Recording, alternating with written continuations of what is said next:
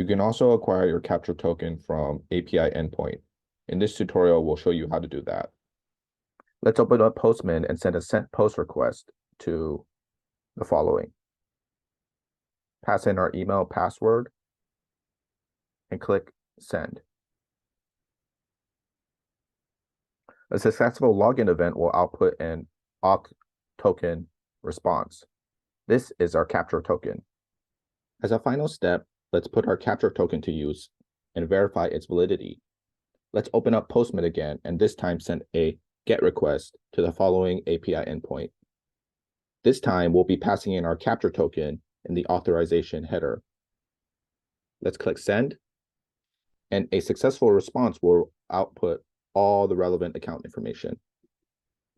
That's it for this tutorial. To learn more about Numbers Protocol, check out the video description for a full list of our media channels.